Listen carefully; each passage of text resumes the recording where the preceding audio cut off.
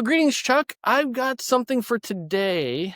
I know normally I don't ever tell you what we're going to do that day. I think that's one of those favorite things, but we've had a lot of feedback in the last while about some of the podcasts we've had where they literally asked us to dig a little deeper. And you know me, I love my questions. The art of the question is coaching. But I unfairly asked you a giant question in one of our last podcasts about redundancy and the lessons we can learn as we're growing. So the question specifically was around the fact that the militaries today, both in Canada and around the world, clearly are demonstrating a space saying we commit to this, we are growing. And the way I phrased the question was, if we are doubling our military today, what are the lessons we can learn from redundancy of yesterday that will help us move forward? Right. That was the question posed then. That doesn't have to be exactly where we go, but you actually came back with, I have written extensively on this. And I like that because I've only read about half of your works. So maybe you can educate me today on what you've written on this and what would be useful for our listeners. Okay. Well, my brain is working feverishly to try and remember what I told you so I don't contradict myself. So I guess I'm gonna be the bratty student who hears the question and says, "Well, ma'am, I don't know the answer to your question, but I'm going to give you the answer to the question that's in my head." Fair point. It will relate. It does relate because it is a great question, Marty, and it's so germane to what we're seeing right now. And where we ended off last session, we just ran out of time. I want to tell the story that we were talking about planning versus changing of plan, destruction of plan. And what was the term you used? Remind me. Well, specifically, I was talking about we tend to have a checklist way of doing business in command. Yeah. And when we lose command, we move into what could become chaos or what could become synchronicity. And the difference between chaos and synchronicity is the team around us. Yeah. And I know you've written extensively on that. I have. In fact, here's a teaser. I've been trying to write a book for 20 years on this subject, and I'm finally starting to crack it. It's going to take me a year. It's going to be how we need to embrace chaos in battle.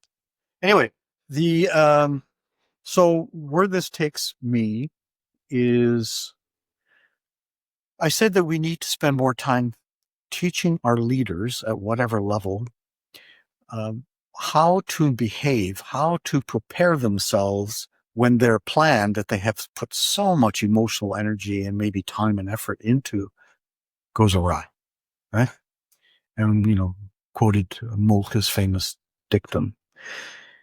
So here's one. You may have read this in because I think I put it in Praxis Tacticum as one of my exercises, which was something that I learned from the Israelis. Let me see. When did I learn? 1980. That's a long time ago. 45 years. They used to teach their combat team commanders using this little exercise. And when I first heard it, I thought, well, that's just nuts. And then I started using it and it works brilliantly. So they would say to a combat team commander, and for those of you who are not Army listening to this podcast, a combat team is like 200 guys. Usually a company of infantry, a squadron of armor, and some add-ons. Could be smaller, could be bigger. But it's a combined arms team. And they would say, okay, you have this combat team, you've got this many tanks, you've got this many infantry, and you've got to defend this position, and the enemy is coming from the east, and they are expected to hit this position in 2 hours. Move now. So the leader sits down and starts to come up with a plan and give orders and what we call battle procedure, or the Navy used to call task procedure, evolution. And you let them get to the point where the leader is about to issue orders. And then you step in and you say, oh, Listen, new intelligence report.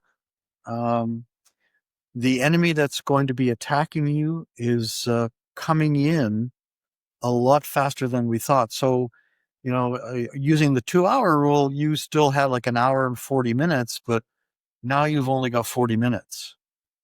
So, if anything has to change, you got to change it now. So of course, having done this to my subordinates, you can see their eyes go wide. You go, oh, and by the way, they're no longer coming from the east. They're now coming from the north. Okay, off you go. So feverishly start to change everything.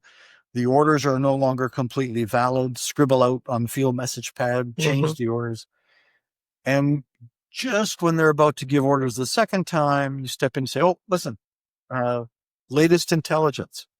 The enemy is going to be attacking you, and it's actually bigger than we thought it was going to be. And they're going to be here in 5 minutes. And they're attacking from the west. Exactly the opposite direction. Move now.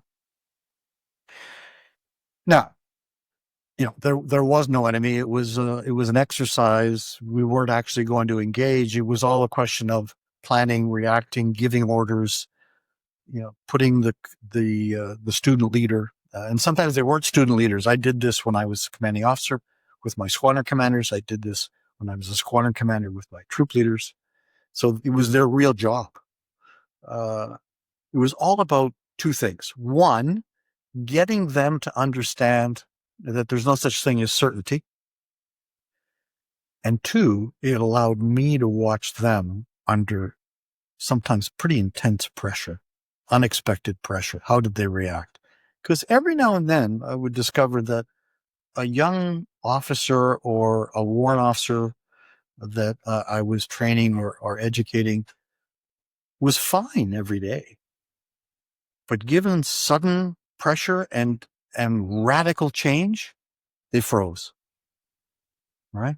And as I said to you in the last one, that told me that either I had not done my job, I had not educated them, or they weren't ready to be doing the job that I gave them. So how does that come back to your question? We're back to long answers, Marty. With the Canadian Forces and other militaries expanding so rapidly, I think that we need to be careful, because when an armed force expands too rapidly, it runs huge risks. You can lose your moral compass. You can teach everybody that you need to teach the fundamental skills that they need. But sometimes when you expand too rapidly, you allow people into leadership roles that shouldn't be there. There's a great historical example. And we saw the outcome in a catastrophe. Luckily for us, it was a catastrophe, because I'm talking about the German army. In 1930, the German army was like 200,000, having expanded from their 100,000 limit from the Treaty of Versailles. By the time they had attacked Poland, they were like 3 million. By the time they attacked Russia, they were like 6 million. They expanded so quickly, so rapidly, so massively, that they allowed an awful lot of people to become leaders who didn't have the moral compass to be leaders. Hitler exploited this and got his way. It didn't end well for anybody. I love where you're going with that, and I just think about expansion and quick expansion. As a sailor, the last 30 years in naval terms have not been much of expansion. In fact, I can remember hearing the first briefing I ever got on joint support ship was in 1996, and I've still never stepped on board one. Yeah. But as a historian, I love to read how in World War II we became one of the largest navies in the world. Fourth largest. We were huge very quickly, because expansion is possible when you have purpose. Yes. And certainly, might be a little controversial, but when we're talking about sovereignty and someone even joking about a 51st state, Yes. sovereignty becomes a much bigger question. And expansion. So I'm just wondering, as a fellow historian, what can we learn from rapidly having that purpose at World War II? And what lessons from that could we maybe apply today? I guess the first thing that pops into my mind is Heraclitus, that says that character is destiny. So if we had to expand more rapidly than we are planning to expand, and we're planning to expand pretty rapidly, I think that the staff in NDHQ and the four, I guess we have 4 services now, the 4 service chiefs have to keep in mind we need to make sure that we don't allow people who have the wrong character traits to enter our organization just because we want numbers. Because it's better to have, and you were soft, right? So you appreciate this. Better to have a few highly trained people that are effective at their mission than to have a whole lot of people who are either ineffective or counterproductive, which is even worse, right? Which takes us back to better no officer than a bad one. What's the biblical expression? Better to have an army of sheep led by a lion than an army of lions led by a sheep, right? So I think that would be the number one lesson. If General Carignan were to phone me and say, Chuck, it's been a long time since we chatted. I want you to say one thing to me. What's the one thing you're going to say to me when we expand? And I would say to her, Montreal, be careful who you let in, right? Don't worry about the numbers as much as listening to the recruiters say, these are people who have strong moral fiber. They are men and women of good character. They are Canadians who understand that they're coming to save us from an unforeseen threat. And that's why we're asking them to join in huge numbers. Worry less about the numbers, worry more about the moral character. That would be my number one lesson. That's fabulous. As you know, very recently, in fact, I got asked the question, if there's one way to describe how I feel leadership should be done, what would it be? And I literally came back to the character ethic. Good. Because the character ethic for me is the starting point of all conversations. Without it, we run into the space where we're measuring the wrong things. Yes. And certainly, when I became a student of genuine performance, and I started coming back and looking at our personal evaluation system, our PERs, ethics was only number 16 out of 16 metrics, and it was the last one. Yeah. And it was usually just give them whatever they want for ethics, because it's a difficult space. It's a difficult space to breathe into. Yes. As a former recruiter, I can tell you we have excellent standards for checking on what's your academic background. We certainly have an excellent way of looking at medical. And actually, part of my brain wonders in this AI and drone world, have we adapted our medical the way we need to for a new world? Right. But we have some systems in place. But when it comes to ethics, it's always difficult. And so when we're talking about expansion, because that's part of our conversation today, is how do we expand? How do we expand and how do we stay ethical? Is that a question we can even answer in 10 minutes? I think it is. I start from the premise that humans are good people. The core of humanity is goodness. And we fail where we give in to temptation to do bad things. And we all do bad things. I suppose the key distinguishing feature is, have you done a bad thing knowing it was bad and now feel remorseful? Right? The Hebrew, the Jewish concept of Yom Kippur, right? Day of Atonement. You have to make things better. because you've sinned, right? Just everyday life, you've sinned. Or have you done a bad thing and don't care? You know it's bad, but you've gained from it. We got some pretty powerful people in the world who do bad things and couldn't care less because it makes them richer. It makes them more powerful.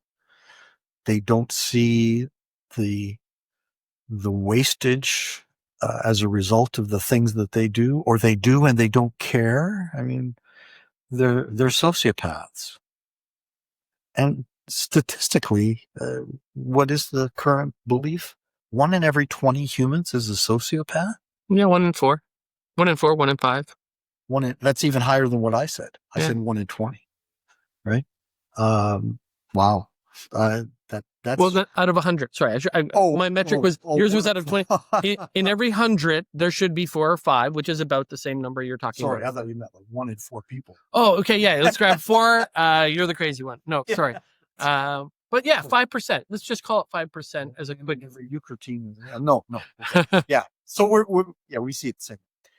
And not all sociopaths are bad sociopaths. No. A lot of sociopaths just, like a lot of people that are medically on the spectrum, right, can be considered sociopathic, right? Because they don't like other people. They're not comfortable, but they're not evil, right? They're not doing bad things. They just aren't comfortable. And so they stay away from social engagement. It's when people are, what's the term that's used with the current guy south of us? Narcissistic sociopathology, right? He's a narcissistic sociopath, which means I don't care about you. I only care about me, to the point where, I watched an interesting podcast yesterday. Anthony Scaramucci. Everybody knows who the Mooch is. I don't need to tell you. And he was asked, who do you think's going to replace Mr. Trump as president? And his response was enlightening. His response was, don't be surprised if he prefers to see a Democrat replace him than another Republican, because he doesn't really care. And he would rather see America destroyed. If he can't become the president a third time in a row, then he really doesn't care. And who does that sound like? Hitler in the bunker, right? The German people need to be destroyed because they wouldn't listen to me. I had the solution, and now it's twilight of the gods. Götterdämmerung. And he'd already ushered, 30 million people to the grave, and he wanted them all to go because he was about to commit suicide and he didn't care, right? I'm not suggesting that Mr. Trump is the same as Mr. Hitler. Not at all. But the tendencies are in the same direction. So, but to answer your question again, because I answered it before, I think we can do it. I think we can measure strongly enough ethical, moral compass to bring in the right type of people. We just need to perhaps prepare our recruiters and our leadership currently to understand that that's what we're looking for. I really like that, because in my brain, I come back not just to recruiting, but recruiting, training, and development. Mm-hmm. So bring them in with ethics. With a few minutes left in our podcast, I'm just wondering, what's the next step in training development then, right? In that grow space, what can we be doing differently as a system that will encourage, I'm going to call it ethical conversation? I can only recall twice in my time where somebody said, we're literally going to have an ethics lecture today. I can remember, they're so vivid that I can remember the days because it happens so rarely. And I happen to love moral philosophy. It's just a hobby of mine, but it's not something we bring up often. How might we bring it up in a different way going forward? Well, I think we need to introduce the concept of moral philosophy and the teaching of ethics in all of our recruit courses, whether it's for other ranks or whether it's for basic officer training, because we touch upon it, but that's all we do. We touch upon it. And I think we do that for the same reason that I said that I believe that human beings start from an ethical standard that we're all good. And that's good that we start there. And that doesn't mean that we leave it there, which is what we currently do, right? We don't educate. This isn't training. This is education.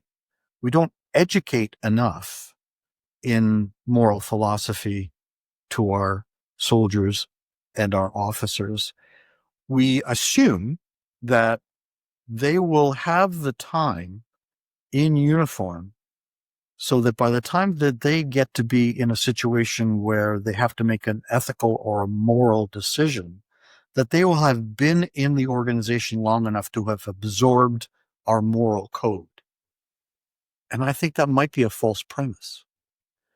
That is a premise, I think, that is based on a previous century. And I'm not talking about the 20th century. I'm talking about the 19th and the 18th century, when we believed that, officers were born, right? We didn't need to train officers.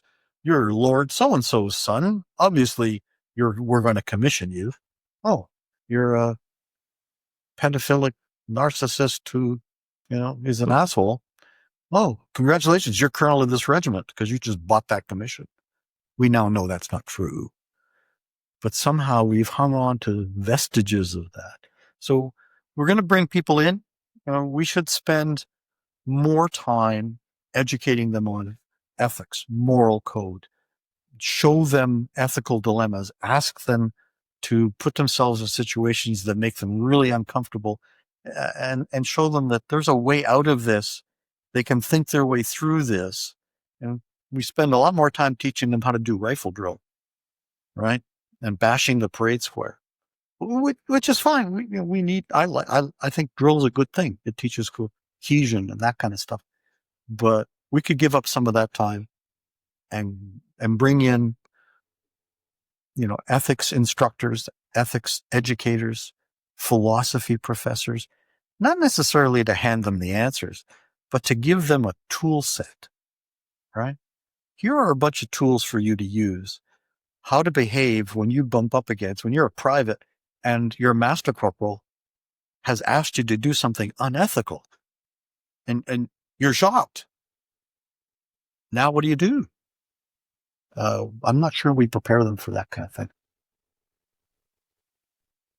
I love where this conversation, because obviously we're back at ethics, and when we're growing, it's going to be hard to keep an eye on all the metrics. You know what I mean? How good of an engineer are you? How good of a cook are you? Well, not how good of a cook you are, because it's the one thing we all know pretty quick. Yeah, for sure.